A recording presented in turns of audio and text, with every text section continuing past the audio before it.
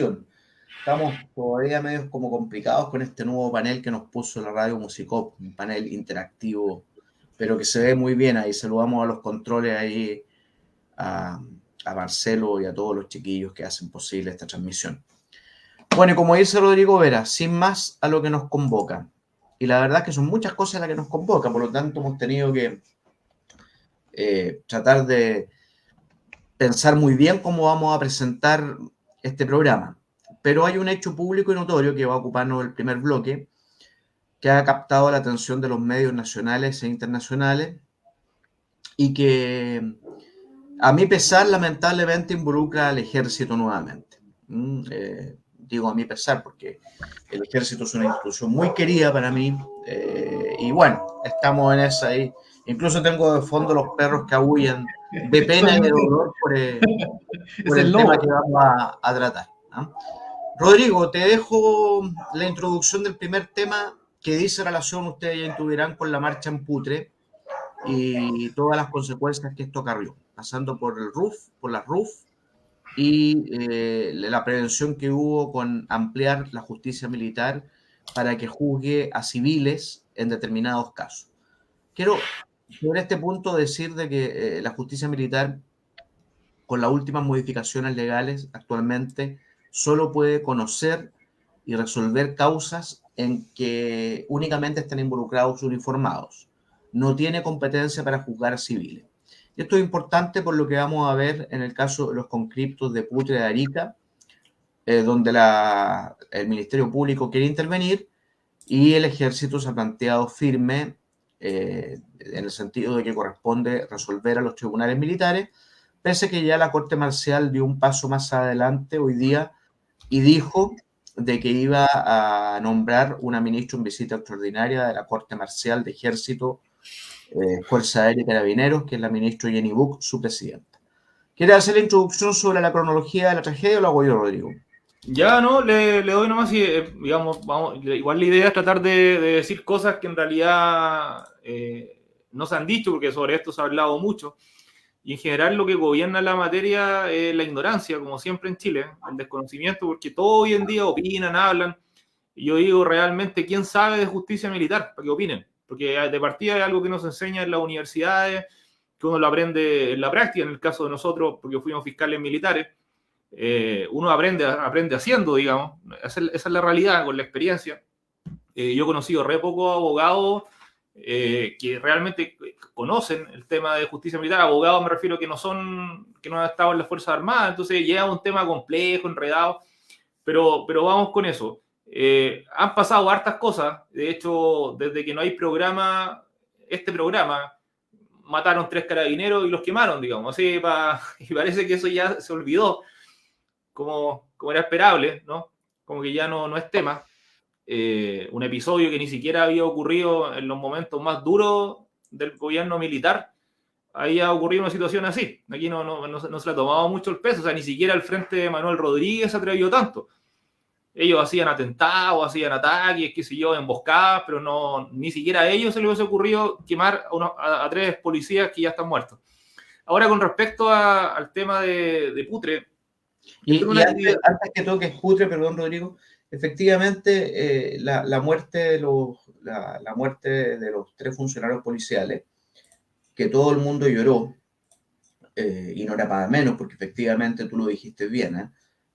Bueno, quizás sí, fíjate, hubo una acción del Frente Patriótico Manuel Rodríguez, bajo el mando del comandante José Miguel y la comandante Tamara, en el retén Los Queñes, pero no hubo 3 muertos, pues tienes toda la razón ahí, hubo una sola baja.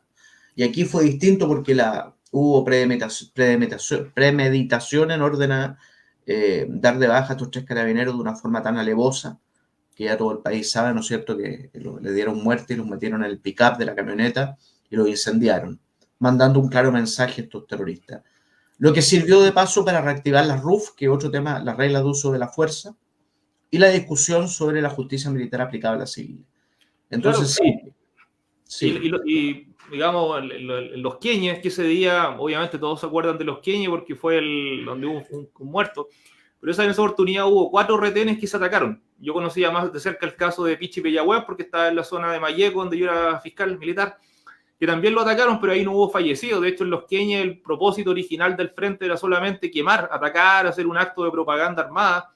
Y claro, como este carabinero intentó repeler, resultó fallecido, digamos, en acto de servicio, pero no es que el objetivo primordial de ellos haya sido ir a matar al carabinero. Digamos, se le salió de las manos un poco al frente, no había dolo directo, digamos, había digamos, dolo eventual. A diferencia de lo que pasó en Cañete, ¿no? Cañete era una cuestión premeditada, se elige el día 27 de abril, el aniversario de Carabinero, matarlo, quemarlo, es una cuestión horrenda, o sea, no fuera de toda lógica, digamos, propia de los cárteles en México, digamos, ¿no? Ahí se ve eso. Y con un claro mensaje al Estado de Chile, al Poder Ejecutivo, digamos. Ese es en el fondo, esa era la cosa de fondo. Pero tú dijiste también una cosa muy cierta. Parece que en Chile tenemos mala memoria, o un evento supera a otro evento y así se van olvidando las cosas. Como dice nuestra canción de los Saleres de Charlie, es un país esponja el nuestro, se chupa todo lo que pasó. Entonces, claro, la muerte, el asesinato alevoso de estos 3 funcionarios policiales en la zona roja, con la noticia del ejército, de la marcha de Putre, digamos, de alguna manera sí pasa a segundo plano. Y hoy día tenemos sentado en el banquillo de los acusados al ejército como institución, encarnado en su comandante en jefe, el general Javier Iturriaga, quien ha hecho una gestión de mando, en mi humilde apreciación, bastante positiva, digamos, si uno ve lo macro, bastante bajo perfil, alejada de los medios, muy profesional, digamos, abocado a lo suyo. Y esto viene a manchar fuertemente su gestión de mando.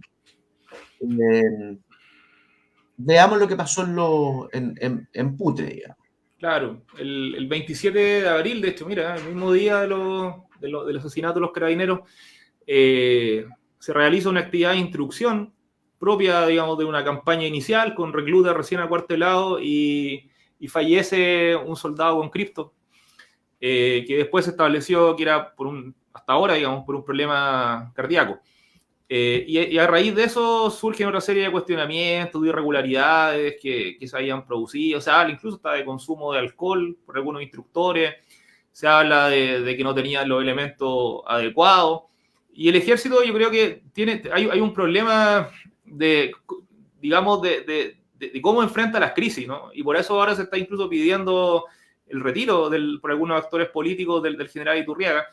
Porque el ejército normalmente reacciona, busca o va apagando incendios. Lo hemos visto en reiteradas oportunidades. Pasó en Antuco, que decía que siempre se hizo así, porque obviamente el caso Antuco no era la primera vez que había una campaña en terrenos nevados, y claro, y nunca se había muerto soldado. Ahí murieron 44 soldados más un sargento.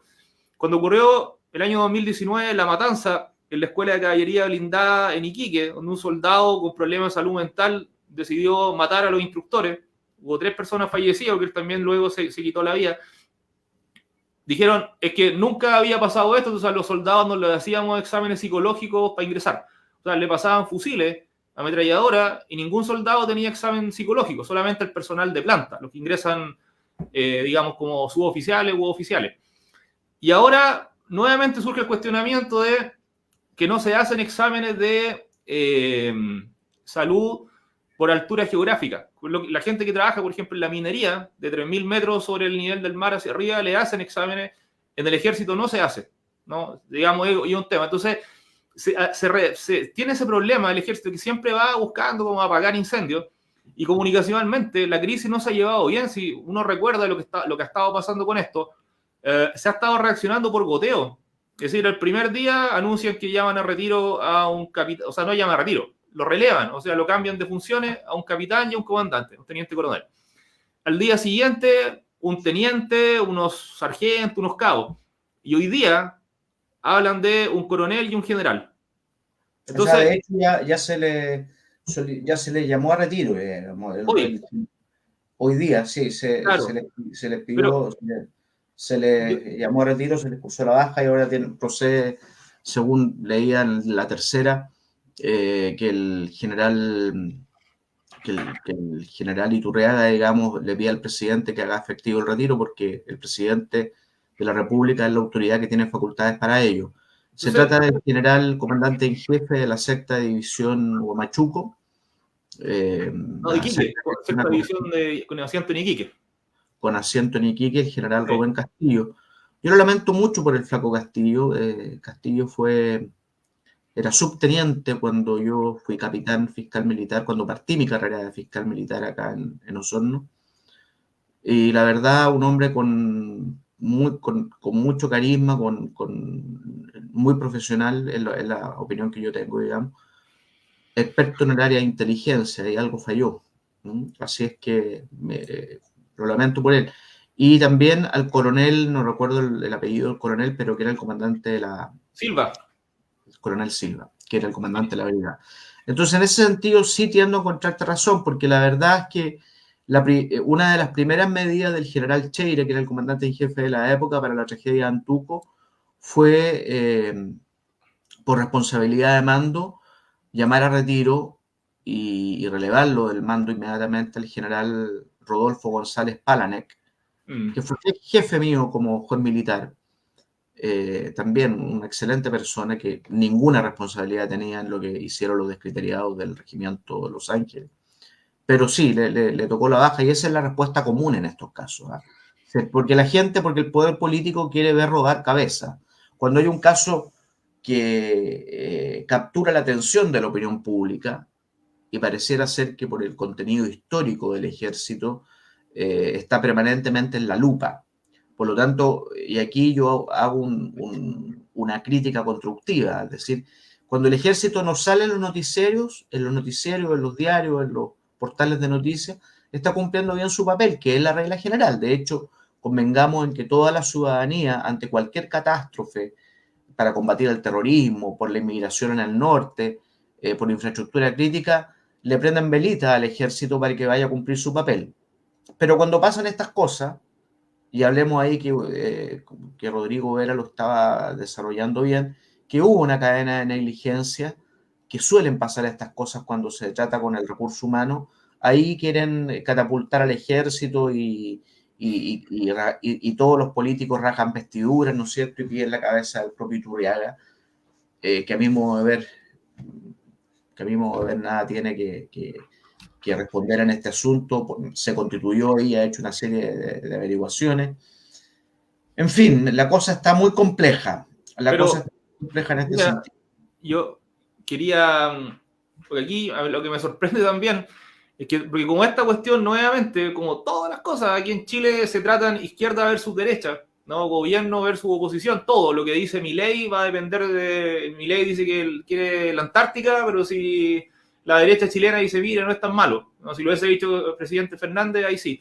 Entonces, aquí es la misma historia, porque aquí los políticos, que son tan amantes de los militares, tan fan de los uniformes y de las botas, yo no he escuchado a ninguno cuestionarse qué hace una unidad fronteriza con 115 hombres menos. Eso a mí no deja llamarme la atención esa cuestión, ¿eh? El nivel de la liviandad, la poca seriedad con que se trata la defensa nacional en Chile. Esos soldados que estaban en instrucción, en pocas semanas más ya iban a salir a prestar funciones operativas, digamos, a hacer guardia, a hacer el rol de centinela, o sea, los que están ahí vigilando, custodiando el perímetro de las unidades, hacer patrullaje en la frontera. En una situación hipotética, bélica, esos soldados se emplean y de hecho por la ubicación que tienen en la triple frontera, ellos están en el límite con Arica, o sea, perdón, con Bolivia y Perú, son tropas que son necesarias y nadie se ha preguntado qué hace una unidad con 115 hombres menos. O sea, digo, ¿qué creen? ¿Que esos soldados estaban ahí solamente para comer y para desfilar? Para comerse el rancho. Pareciera que los políticos, la opinión pública, no saben qué hacían esos soldados. Si estaban recibiendo instrucción, era para cumplir una misión de carácter militar. Resulta que tenemos una unidad del ejército que quedó con la mitad del contingente, porque eran 245 soldados, si mal no recuerdo, que se acuartelaban, y ya se fueron 114 de baja, más uno que fallece, y otros que están hospitalizados, ¿no? Ese es un problema que nadie se lo ha cuestionado, nadie se lo ha planteado, y algo similar también ocurre con la justicia militar. En este momento hay políticos, 71 diputados el otro día en la Cámara, que querían restablecer la justicia militar cuando hubieran víctimas civiles en situaciones de estado de excepción, frontera, actos electorales, es decir, todos los casos donde los militares, donde las Fuerzas Armadas tienen que relacionarse con civiles en actividades que no son bélicas, digamos, que no son contexto de guerra. Y estaba muy empeñado y hablaban de la justicia militar, que tenía que volver, porque la justicia militar es la única que permite darle garantía a las Fuerzas Armadas. Y resulta que ahora el caso intentaron llevarlo a la justicia ordinaria, obviamente ya no resultó porque se designó una ministra en visita de la Corte Marcial, que pertenece a la justicia militar, pero intentaron llevarlo a la justicia ordinaria, inició una investigación al Ministerio Público, y ninguno de esos 71 diputados que querían restablecer la justicia militar fue capaz, ninguno de esos 71 diputados, de levantar la voz y decir, oiga, de acuerdo a la ley vigente, corresponde que esto sea investigado por la justicia militar. A pesar de que habían intentos de sacar el caso de la justicia militar y llevarlo a la justicia ordinaria. Entonces, perdón, chicos, un pequeño paréntesis, que se me cayó el internet, pero ahí parece que volví bien. Sí, ahí le copio, le escucho. Ya, que hubo un problema aquí, no sé qué era. Pero, Rodrigo, a propósito de lo categórico que estás haciendo, ¿te parece razonable que un caso como este deba ser conocido por una justicia cuyos tribunales están constituidos, cuyo juzgado, digamos, está constituido no necesariamente por abogados, sino por funcionarios que se tramita conforme a un código que entendemos derogado?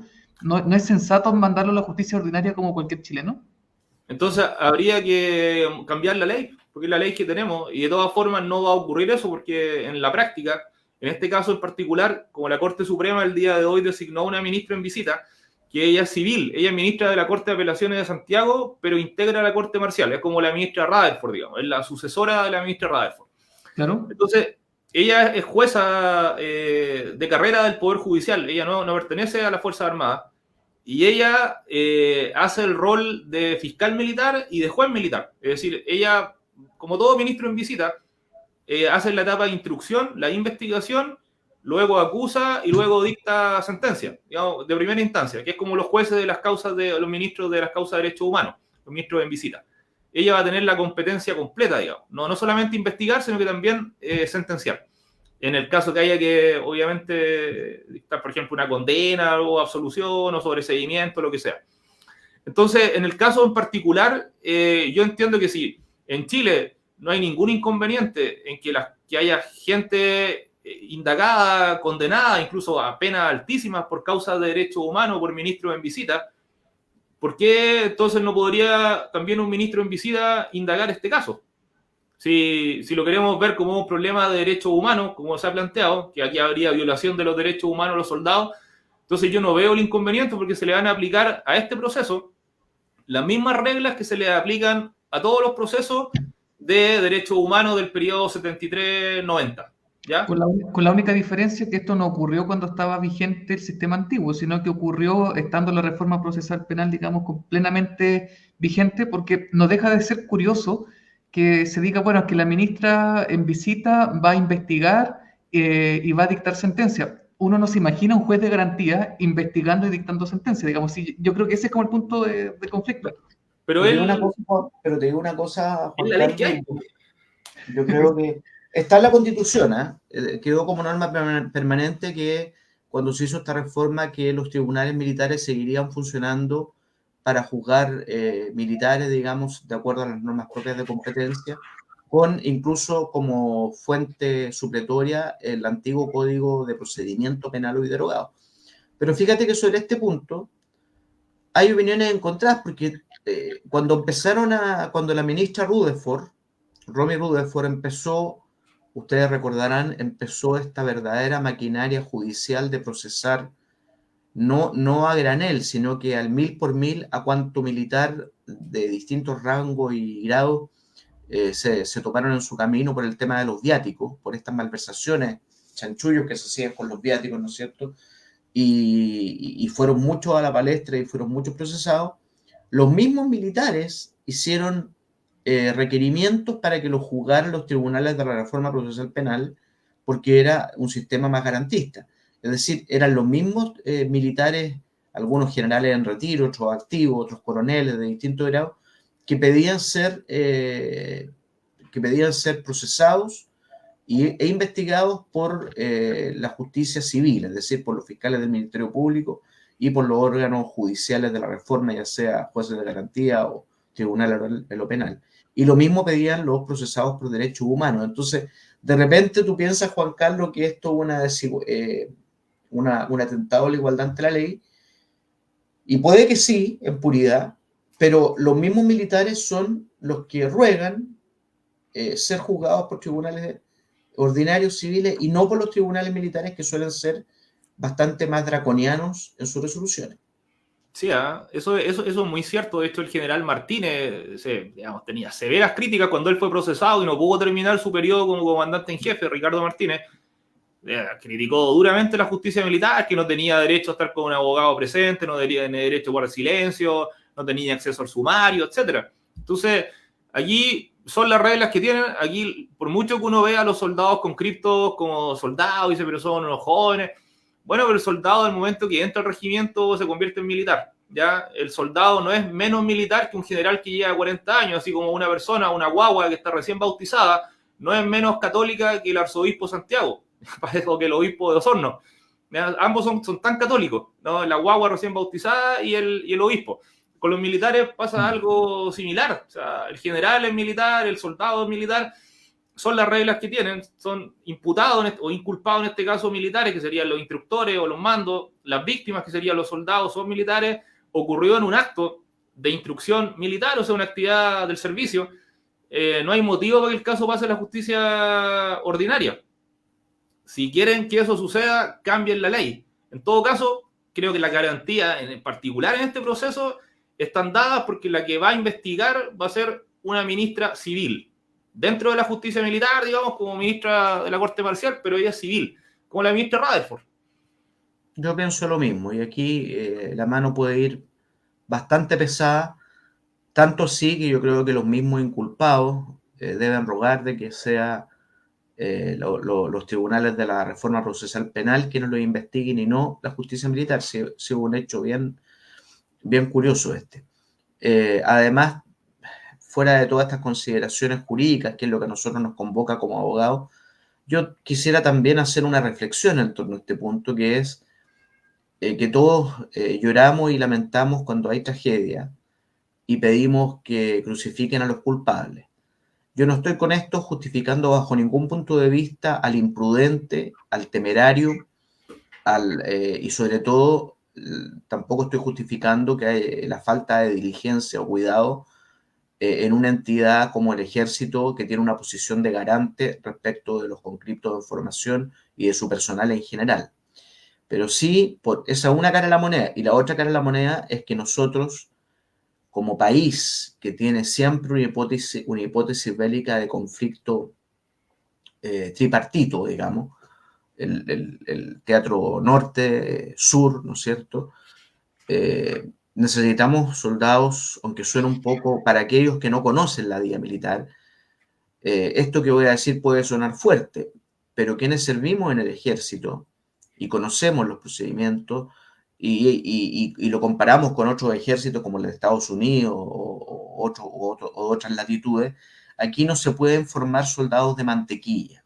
Necesitamos soldados hechos y derechos, que estén hechos para el rigor del combate, que sepan enfrentar las vicisitudes climáticas, las contingencias del terreno, ¿no es cierto?, del tiempo atmosférico y del enemigo, ¿no es cierto? Y en ese sentido necesitamos militares de verdad, digamos, no de mantequilla. Yo repito, no estoy justificando con esto la muerte de los soldados, en el sentido que Rodrigo Vera dijo al principio, y le encuentro toda la razón, que así como la minería hace estudios médicos, clínicos para el personal que trabaja por sobre 4.000, dijiste, 4.000 metros de altura. 3.000, son exámenes de altitud geográfica. De altitud geográfica, efectivamente ese protocolo debería implantarse en el caso de Putre, que tiene sus buenos metros de altura sobre el nivel del mar, de la misma manera que aberraciones como la de Antuco tampoco pueden repetirse por la imprudencia y torpeza de unos mandos no preparados para mandar, ¿ah? Que no tengan las aptitudes y los conocimientos. Pero fuera de eso, no olvidemos que el ejército, que la marina, que la armada de guerra, que la fuerza aérea es nuestro potencial bélico y son fuerzas armadas profesionales que están preparando hombres combatientes. Y eso significa que tienen que tener un nivel de resistencia física más alto que el común de los hombres, un nivel de musculatura más alto y preparado que la inmensa mayoría de los ciudadanos comunes y corrientes de a pie. Es decir, para ellos la condición física es sumamente relevante para cumplir con la misión que la Constitución y las leyes le dan. Por eso llamó un poco la atención y aquí en Osorno pasó, ¿no es cierto?, que hoy día entiendo, el coronel Rubilar sacó a trotar a la tropa bajo su mando con polera y con short para prepararlos para el combate, para prepararlos para la guerra. Y la verdad que eso no debe llamar la atención, por el contrario, yo creo que debemos sentirnos orgullosos de ver soldados trotando, porque uno, como sabrán los que hacen no es mi caso, yo hace harto rato lamentablemente estoy dedicado a hacer ejercicio de asado y de vino tinto, pero hubo una época en que era muy aperrado con esta materia, digamos, de trotar, y todos saben que cuando uno hace ejercicio el frío se va, ¿no es cierto? Por lo tanto, una muestra de que necesitamos soldados de verdad, no de juguete. Yo eso también lo quiero poner como una reflexión, antes de ir a pausa, que creo que nos corresponde. En el minuto que nos queda, decir dos cosas. Lo primero, yo entiendo que hay que preparar soldados que estén preparados físicamente, pero ojo también con disfrazar de heroísmo precariedad o disfrazar de heroísmo a personas que son víctimas de algo. Yo era niño, tenía como 12 años cuando escuché el discurso del presidente Lagos, aquel 21 de mayo, despidiendo a los jóvenes de Antuco, donde dice, estas personas son héroes, al mismo estilo que el 21 de mayo con Arturo Prat. Y yo recuerdo haber escuchado en una entrevista a Ramón Ulloa, la mamá, diciendo, yo tengo dudas si mi hijo es héroe o víctima. Y eso nunca lo he olvidado. Yo creo que en este caso no podemos perderlo de vista tampoco. Y por último, no quiero dejar pasar, José Manuel, el que hayas tirado flores al comandante Iturriaga, en consideración que en este mismo programa, hace unos meses atrás, tú pedías la cabeza de Iturriaga por haber, lo hiciste a modo de recuerdo, por haber desautorizado al presidente Piñera cuando dijo que estábamos en guerra y él dijo que él era una persona feliz. Así que no quería dejar pasar esa contradicción.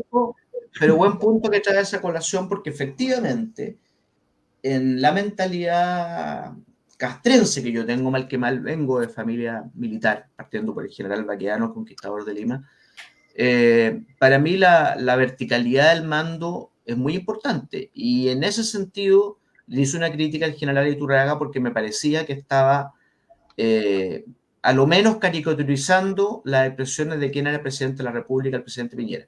Pero ¿sabes cuándo mi opinión cambió, Juan Carlos? ¿Cuándo? Cuando terminé de leer el libro que escribió Gonzalo Blumel, La Vuelta Larga, creo que se llama. Sí. La Vuelta Larga, donde Gonzalo Blumel, que era a la sazón ministro del Interior, se hace cargo de este incidente de Iturriaga, presidente Piñera, y dice que el presidente Piñera le agradeció mucho a Iturriaga, puertas cerradas, ¿no es cierto? Y el mismo Blumel estaba muy contento con las declaraciones del general Iturriaga, porque descomprimió la olla, porque esas declaraciones de Piñera probablemente recordamos que tenía un carácter un poco verborreico, impetuoso, de estamos en guerra con un enemigo, digamos, poderoso, que todo lo puede, qué sé yo, que al final del día tampoco pudo ser probada. Por lo tanto, Blumel dice que las declaraciones de Iturriaga en ese sentido fueron bastante felices porque contribuyó a descomprimir el globo, y de paso a la oposición de ese minuto, que hoy día es el oficialismo, le sirvió para seguir apoyando a Piñera en todas sus medidas para superar el estallido social. Hago esa aclaración porque es verdad, me hago cargo de mis dichos, me parecieron de muy mal gusto en un primer momento, pero como un hombre debe ser informado, el libro de Blumel me despejó la incógnita. Así que ahora sí, nos corresponde ir a una pausa comercial, y en breve estamos con ustedes. 18 horas, 32 minutos. Este es mi primer año yendo al colegio. Ahí conocí a mis mejores amigos, el Lucas y la Cami. Nos quedan tantos juegos por jugar, pero no los voy a poder disfrutar. Vacúnalos. No dejes que la influenza ni el COVID-19 les quite la vida a quienes más quieres. Vacuna gratis a niños y niñas desde los 6 meses hasta 5º año básico para prevenir que enfermen gravemente o mueran. Preparémonos para este invierno. Ministerio de Salud, Gobierno de Chile. Chile avanza contigo.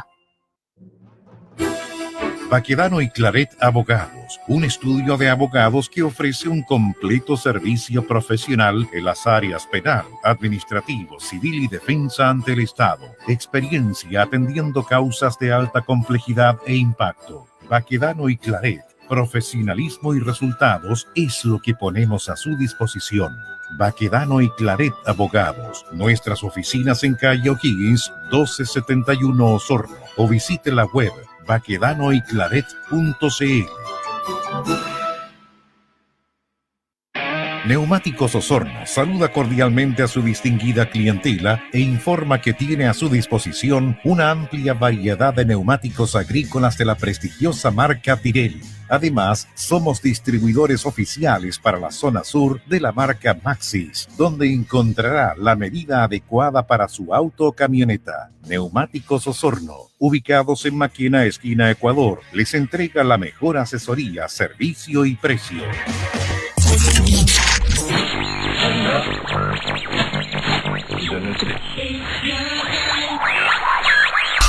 Musicop.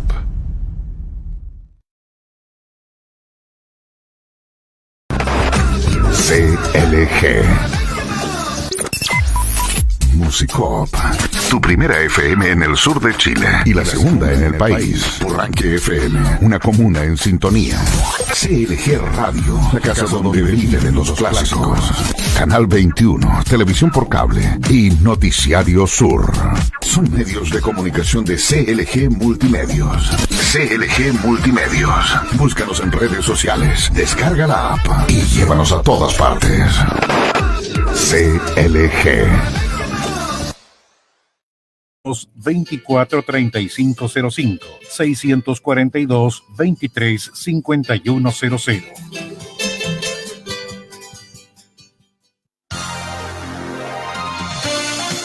Hoy más que nunca fiel a su estilo musical. Musicop en otoño. En Radio Musicop 96.5 FM Osorno y Radio Purranque 104.1 FM Purranque. Estamos presentando Hablemos Legalmente, donde las cosas son como son y no con barnices ni matices. Hablemos Legalmente, un espacio de Baquedano y Claret Abogados, Centro Jurídico Osorno y Dharma Producciones, con la conducción de los abogados José Manuel Baquedano, Juan Carlos Claret, Felipe Jordán y Rodrigo Vera Lama. Somos campesinos de la raza del troque. Estamos de vuelta entonces con Hablemos Legalmente. Oye, mis queridos colegas y amigos, ustedes no me van a creer, en la pausa esta que tuvimos sonó mi celular. Como esto es un programa en vivo y bueno, contesté porque curiosamente estoy esperando una llamada de un cliente que me debe dinero, dicho sea paso entre paréntesis, así que había que estar atento. Y tengo aquí al aire que me pidió estar presente a un auditor que dice que nos escucha todos los miércoles, que está muy feliz con el programa porque este programa toca cosas que ningún otro programa lo toca, y lo tengo al aire porque él quiere dar un pequeño testimonio en relación a lo que yo dije de soldados de mantequilla, en relación a que se necesitan soldados fuertes, digamos, y empoderados y con buena condición física. El auditor se llama Juan. A ver, don Juan, está al aire. Preséntese usted con los colegas. Hola, José Manuel. Bueno, muchas gracias por el espacio. Como le decía yo, José Manuel, escucho todos los miércoles su programa porque uno aprende con usted. Uno aprende de cosas, digamos, de leyes, de repente, a lo mejor de derechos que tiene uno como normal ciudadano, digamos. Y así que le agradezco a los panelistas y no tengo nada, no soy pariente de Rodrigo Vera por si acaso. Se llama Juan Vera. Muy lejano podría ser tal vez, pero de que yo sepa no somos parientes, así que no es un tema, digamos, de que que porque sea el panelista estable, digamos, del programa y sea el dueño de los programas, yo voy a estar como poniéndole ficha a algo que... Pero básicamente era un poco yo lo que le contaba a José Manuel. Yo fui soldado del 80 al 82 cuando era obligatorio el servicio militar, en donde sí se preparaba al soldado para extremo. ¿A qué me llamo extremo? A pasar frío, a pasar hambre, a ser bien aporreado, y no tengo ningún trauma, no quedé con ningún trauma. Sí, en Chaitén un compañero como que parece que se volvió loco o algo así, lo mandaron al hospital militar y después lo dieron de baja. Y hoy día es empresario de la fruta. Y lo veo por ahí, normalmente no converso mucho con él, pero también se mienten. Yo llamo a título de que yo igual lamento el fallecimiento de este soldado, porque yo fui soldado. Y ¿cómo se llama? Y soy hermano de un sargento, un suboficial en retiro del Huamachuco, y tengo otro hermano también que es militar acá en Osorno. Entonces soy un poco de la familia militar, pero no estoy llamando justamente porque soy familia de militares, sino que llamo porque me hizo sentido el comentario de José Manuel, digamos, de que soldados se necesitan a lo mejor no vamos a tener guerra nunca. Estuvimos a punto de agarrarnos con los argentinos, que yo no alcancé ahí porque tenía 17 años y yo entré a los 18. Pero sí tengo compañeros del año anterior que estuvieron y que hemos conversado y hemos sabido, digamos, lo que tuvieron que pasar cuando estaban esperando, digamos, en el sur a que entren las fragatas argentinas y todo el tema. Pero eso es un tema que ya pasó y todo el tema. Yo voy justamente a esto porque he visto cómo se ningunea digamos, al ejército, en el sentido, digamos, de que ahora todos hablan. Cualquiera tiene la facultad para hablar y decir lo que ellos creen que... Bueno, entonces tendrían que ser ellos militares, entonces, y que todos los militares que están en ejercicio se salgan y los dejen a ellos. ¿Qué pasaría para que vayan a defender a nuestro país en caso de un conflicto? Entonces yo voy a eso, de que la instrucción de un soldado antes era obligatorio, entonces no había pito que tocar, pero hoy día que son voluntarios, hay muchachos que les gusta, tengo chicos que conozco que les gusta ser militares y a lo mejor van a seguir la carrera militar. Y ellos cuentan también un poco lo mismo porque lo hemos conversado, yo les he contado, porque a ellos les gusta escuchar a los viejos estandartes. Así yo es, tengo Juan. Hoy día 62 años y me recuerdo, digamos, de la instrucción del año 80-82. Después uno pasa a ser un poco más pasivo cuando ya está un año, pero la preparación básica, que son los 6 meses de aporreo, de salir en la noche, de hacer combate, de dormir prácticamente a 3-4 grados bajo cero en una carpa bipersonal. Entonces yo voy a ir un poco a eso. Eso es la instrucción militar y tiene que, lo que dice muy cierto José Manuel, que tenemos al soldado hay que prepararlo para alguna eventualidad. A lo mejor no va a pasar nunca, pero lamentablemente este chico a lo mejor no se percataron que a lo mejor tenía una falencia cardíaca y pasó algo, no sé. Ahí tiene que ver no solamente los doctores y así es, y Juan. que tiene que ver eso. Oye, te agradezco mucho tu llamada, el tiempo en la radio es rápido, pero Sí. Los panelistas también te van a saludar porque eres un testimonio de uno de los tantos auditores que nos llaman y nos chatean y bueno, y queda abierto el micrófono para otras posibilidades. Bueno, muchas gracias, un saludo para todos ahí. Un gusto, don Juan. Un saludo, don Juan, que esté bien. Muchas gracias. Gracias, don Juan. Buenas tardes. Igualmente, saludo igual, Juan. Gracias. ¿Sabes? Lo que pasa con lo que dice don Juan, en realidad, es una crítica que uno con la persona que hable que hizo el servicio militar en esa época, lo dice, digamos, es un discurso que mucha gente puede decir, pero es la realidad, si efectivamente el ejército era duro, tiene que ser duro, si no se admite de otra forma. O sea, si la pregunta es ¿para qué tenemos ejército? Si en realidad ¿para qué estamos preparando a esta gente? Pero, el ejército, como pocas instituciones, dentro de su denominación legal lleva la palabra Chile, por ejemplo. Esto es algo que también comúnmente no lo dice nadie, pero es cosa que uno analice. Solamente en Chile, ¿qué instituciones llevan la palabra Chile dentro de su nombre? Ejército de Chile, Armada de Chile, Fuerza Aérea de Chile, Carabineros de Chile, Policía de Investigaciones de Chile, Gendarmería de Chile. El registro civil no se llama Servicio de Registro Civil e Identificación de Chile. el Servicio Agrícola y Ganadero no se llama así. ¿A dónde quiero llegar? Que esta institución, más que ninguna otra, es un reflejo de la sociedad chilena. Es decir, si hoy en día tenemos estas situaciones en el Ejército, en la Armada, en la Fuerza Aérea, en Carabineros, etcétera, y nos cuestionamos que mira, que no son duros, que andan hasta con tatuajes en la oreja, qué sé yo, por todos lados. Bueno, es un reflejo de la sociedad chilena, ¿cierto? Aquí no son extraterrestres que llegaron a hacer el servicio militar, no son los marcianos, son ciudadanos chilenos que están en esto. Por lo tanto, si la ciudadanía chilena está conforme con esto, tolera esto, bueno, las Fuerzas Armadas no pueden ir más lejos de lo que los chilenos quieren. Así de simple. Si este es el ejército que la ciudadanía chilena se quiere dar. Nuevamente volvemos a un tema que yo he repetido hasta el cansancio, que es la famosa legitimación social. Así de simple. Nosotros estamos constituidos por ciudadanos chilenos en las Fuerzas Armadas. Esto es lo que la ciudadanía quiere. Y no hay ninguna institución más chilena que el Ejército de Chile, que lleva la palabra Chile dentro de su denominación legal. Eso es todo. Tal cual. No, pero muy buen punto, sí, efectivamente. No, el ejército es parte de la sociedad. Bueno, hemos consumido más allá del tiempo programado para este tema.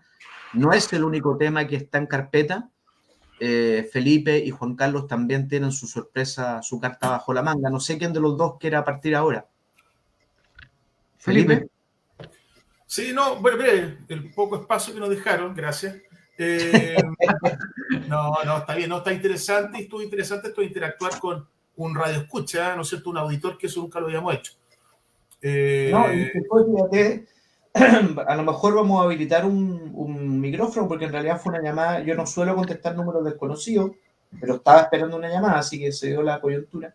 Y lo mejor, pero qué bueno que saber que y lo mejor es que es prueba viva, es prueba evidente de que alguien nos escucha. Entonces, eso es lo más interesante de todo. Bueno, en definitiva, bueno, otro tema que quería tocar, que bueno, obviamente ya se ha tomado la noticia, las primeras noticias, ¿no es cierto?, en los últimos 2 días, que dice relación con este requerimiento que presentó la Fiscalía Nacional Económica, el Fiscal Nacional Económico, al Tribunal de la Libre Competencia, sobre la colusión de los gases industriales, medicinales, y en contra de 2 industrias que son transnacionales, eran industrias que eran chilenas, pero fueron compradas hace años atrás, fueron absorbidas adquiridas en realidad por empresas norteamericanas y europeas, que son Indura y Lind, concretamente. Y es interesante porque es interesante ver lo que hace normalmente nadie se entera, ¿no es cierto?, de lo que hace la Fiscalía Nacional Económica, porque estas investigaciones son de largo aliento.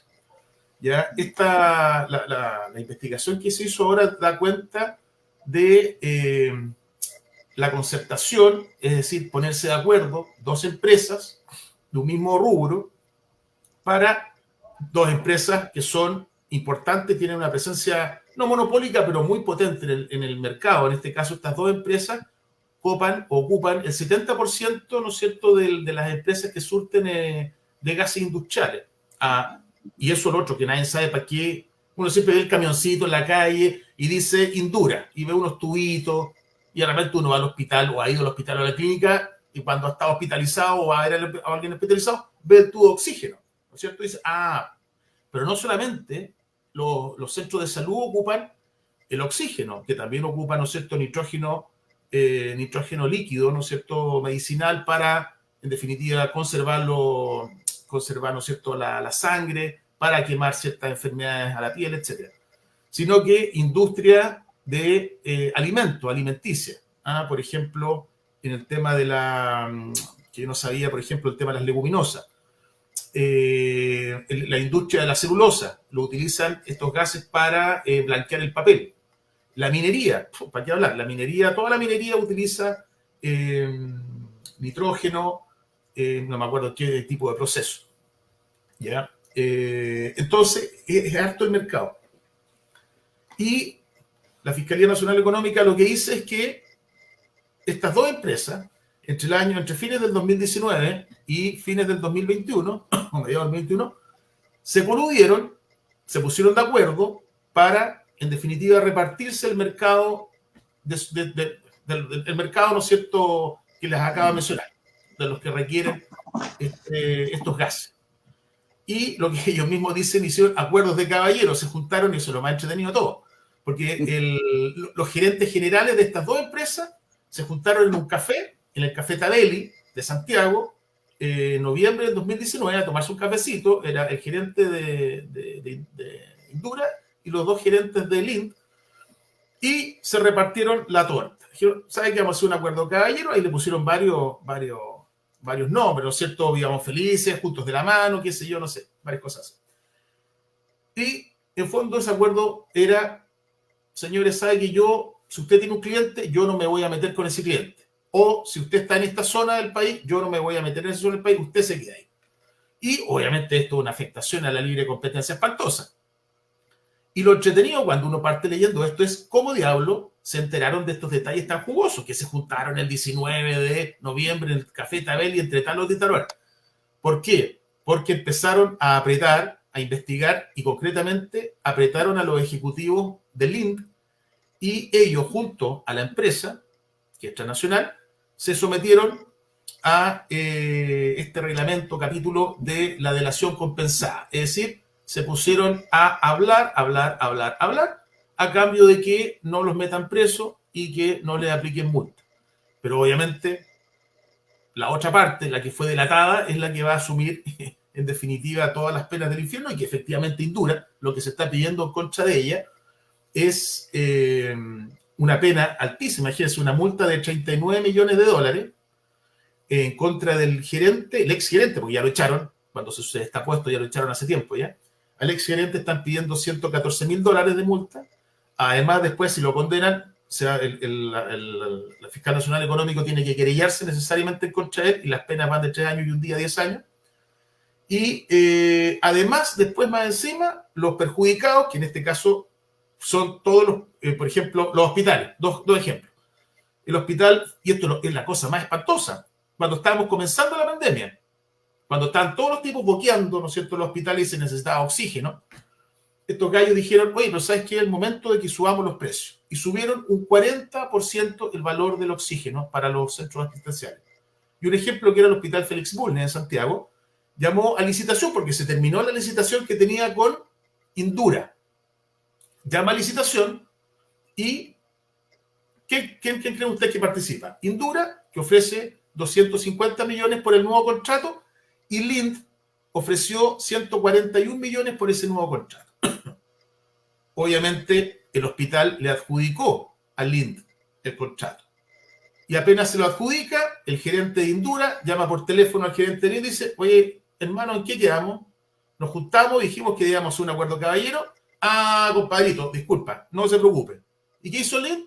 Se desistió de esa adjudicación y al hospital no le quedó nada más que adjudicárselo nuevamente a Indura con este sobreprecio del 40%. Y eso pasó en todos los mercados. Y pasó aquí, por ejemplo, el mismo caso en el hospital de Castro que señalaba. ¿No es cierto? Castro, llaman al Lind que estaba ofreciendo menos plata, llamado telefónico a Indura, el gallo se baja. Y pasó al revés, por ejemplo, en la minera, ¿no es cierto? En estas mineras de...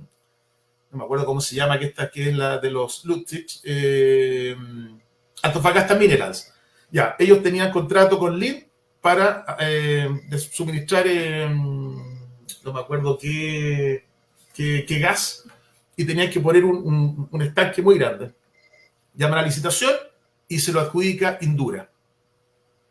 Y obviamente el gerente de Lind llama a Indura y le dice, oye, compadrito, ¿qué estáis haciendo? Ah, no se preocupe. Y se baja.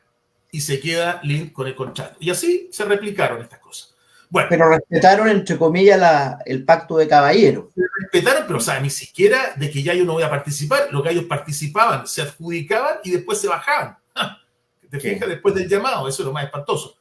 Bueno, y todo esto era para señalarles de que además esas empresas, o sea, tanto el Estado, que se vio perjudicado con este mayor valor, como todas las empresas privadas que también se vieron perjudicadas por este mayor valor que tuvieron que pagar, van a poder demandar a estas empresas el día de mañana, una vez que salga, ¿no es cierto?, la sentencia, que lo más probable es que va a ser condenatoria.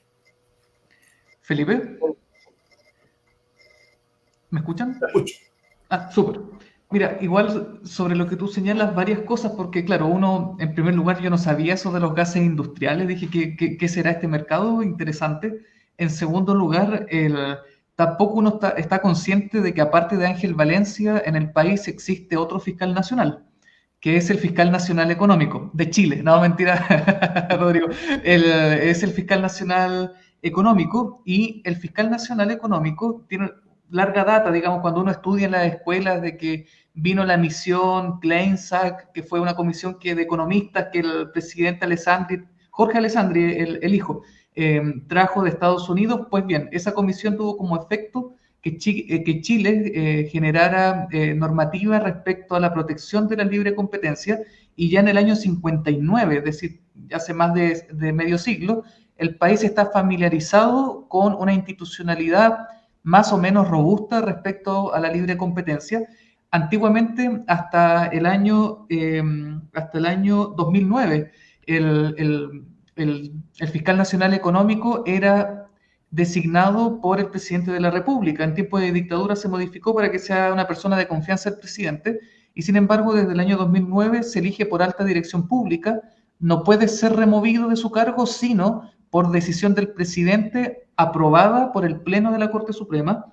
Y en segundo lugar, el fiscal nacional económico es parte de la justicia económica. Y en esto me quiero detener un minuto, porque el fiscal antiguamente, hasta antes del 2003, concentraba, digamos, como la justicia militar, lo que estábamos conversando delante, las facultades de investigar y sancionar. Pero desde el 2003 se hizo una escisión en esta jurisdicción especial para que el fiscal investigue, y por otra parte existe el Tribunal de Defensa de la Libre Competencia, que es la que finalmente dicta sentencia, que, como bien dice Felipe, posiblemente este caso, o sea, más que posiblemente, con toda seguridad va a terminar en sentencia condenatoria, pero la sentencia no la dicta el fiscal, sino que la dicta el Tribunal de la Libre Competencia.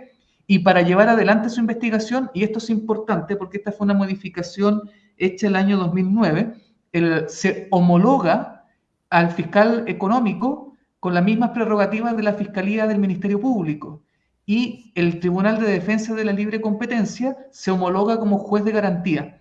Y esto es importante porque el artículo 39 del Decreto Ley 211, que fue redactado por el esposo de Olga Feliu, da cuenta de que, y esta fue una modificación del año 2009, de que el fiscal nacional económico puede decretar con autorización judicial, no del juez de garantía, sino de defensa de la libre competencia, medidas intrusivas. Y esto es importante. Lo conversábamos, digamos, con Felipe en la mañana ahí en el WhatsApp del grupo. O sea, el fiscal nacional económico puede disponer que se abran puertas, interceptar teléfonos, puede disponer de que se allanen y se incauten documentos, entonces se allanen domicilio y se incauten los documentos. Es decir, para efectos prácticos, el fiscal nacional económico, para llevar estas investigaciones, y por eso estas investigaciones son tan contundentes, es porque previamente le antecede una logística y una capacidad intrusiva, tal cual fiscal del Ministerio Público. Eso quería aportar. Bueno, yo no tenía idea que, como dijiste tú, era el Tribunal de Defensa de la Libre Competencia, es la que la autorizaba estas medidas. Yo pensé que tenían que recurrir a la justicia normal. Existe, el proceso se presenta mediante Tribunal de Defensa de la Libre Competencia y se debe acudir a la Corte de Apelaciones. Por ahí ese es el conducto regular, digamos, tiene como un doble chequeo, pero las medidas intrusivas son autorizadas y una vez autorizadas tienen las mismas prerrogativas que un fiscal penal, digamos. No, es interesante lo que cuentas tú de la historia, es interesante que este tema es tan antiguo, o sea, que ya desde el gobierno militar ya teníamos, ¿no es cierto?, una legislación de protección, ¿no es cierto?, a la libre competencia. O sea, bueno, además yo me atrevo a decir que, y esto lo sé muy bien porque tuve el honor de que mi profesor de Derecho Económico Financiero, Luis Montt, destacado profesor de la Universidad de Chile, fue uno de los hombres que trabajó en el gobierno militar, o dictadura, como le gusta decirle a mi compañero Claret, en el gobierno militar con la institucionalidad nueva de defensa de la libre competencia. Y si tú te fijas, la institucionalidad de la libre competencia es el Decreto Ley 211 de 1973. Es decir, fue una de las primeras normativas legales que la Junta de Gobierno, en su calidad de cuerpo legislador de la época, sacó, digamos. Por lo tanto, la institucionalidad fue muy robustecida durante el gobierno militar, y precisamente porque una de sus políticas era mercados abiertos. Milton Friedman, free to choose, libertad para elegir, por lo tanto es de bastante antigua data con las modificaciones que Felipe y Juan Carlos han relatado. Oye, que hablando de antigua data, iba a redondear el tema de lo que, colgando un poco de lo que dijo Juan Carlos rápidamente, que tan importante, porque aquí se critica normalmente que el capitalismo, que el neoliberalismo, como que si esto fuera consecuencia del neoliberalismo, al contrario, el neoliberalismo, digamos, el sistema de economía de mercado, lo que más detesta, lo que más odia, lo que le repugna es la colusión. Y por esa razón, es que incluso en un gobierno autoritario, un gobierno militar, se dicta este decreto de ley 211, que regula la libre competencia, y a tal punto es importante que en una investigación que no es penal, que no se pesquisan delitos, se autorizan a hacer escuchas telefónicas. O sea, digamos, escuchas telefónicas nosotros tenemos para investigar delitos, narcotraficantes, tráfico de armas, y también una cuestión que no es delito, sino que es la colusión de las empresas. O sea, esa es la relevancia que tiene, y por eso que la colusión no es parte del neoliberalismo, la colusión es un defecto, es un vicio del sistema, por eso hay que combatirlo, ¿no? No es que sea una consecuencia como quieren plantearlo algunos, como que lo dicen, ven que el problema del sistema, los empresarios se coluden. No, pues esto es un defecto. No es que el sistema neoliberal considere la colusión, al contrario, la rechaza. Muy, muy buena nota aclaratoria, Rodrigo. Bueno, lamentablemente nos quedamos con un tema interesante que iba a tocar Juan Carlos. ¿Cuál era, Juan Carlos? No, quería reforzar lo que Felipe iba a exponer, y yo creo que tenemos todavía para conversar lo de Héctor Yaitul. Ese era el tema, Yaitul, fue Yaitul, la sentencia condenatoria contra este terrorista. Ya, pero sí, nos queda en el tintero, si es que estamos viviendo un país muy dinámico, o sea, como una vez lo dijo Rodrigo Vera, que nos preocupamos tanto de hacer pautas y todo el rato están ocurriendo noticias de unas maneras que otras. Ustedes vieron que ya esta noticia de los conscriptos de Putre, en alguna manera, dejó atrás los 3 carabineros vilmente asesinados. Bueno, así es Chile. Ese es el Chile que estamos viviendo hoy día. Bien, pues mis estimados radioescuchas, auditores y auditoras, hemos llegado al final del programa. Recordemos que esto se transmite por Radio Musicop 96.5 en enlace con Purranque FM, CLG Medios, llegando a toda la región de los lagos y de los ríos. La Musicop, fíjate, tiene muy buena antena, Yo que voy los jueves a hacer clase a Valdivia, me vengo escuchándola prácticamente hasta la Cuesta Cero. De la Cuesta Cero a Valdivia se pierde un poco, pero tiene muy buena señal por la región, así que en buena hora. Bien, mi despedida y las palabras finales de mis colegas. Nada más que decir, nos vemos el próximo miércoles. Chao, chao. Hasta la otra semana, colegas. Nos vemos, un abrazo. Un abrazo grande, que tengan buen término de semana. En Radio Musicop 96.5 FM Osorno y Radio Purranque 104.1 FM Purranque hemos presentado Hablemos Legalmente. Aquí las cosas son como son y no con barnices ni matices. Hablemos Legalmente, un espacio de Baquedano y Claret Abogados, Centro Jurídico Osorno y Dharma Producciones, con la conducción de los abogados José Manuel Baquedano, Juan Carlos Claret, Felipe Jordán y Rodrigo Vera Lama. Hablemos Legalmente, disponible en todas nuestras plataformas. Somos campesinos de la raza del troque, jamás un turista de...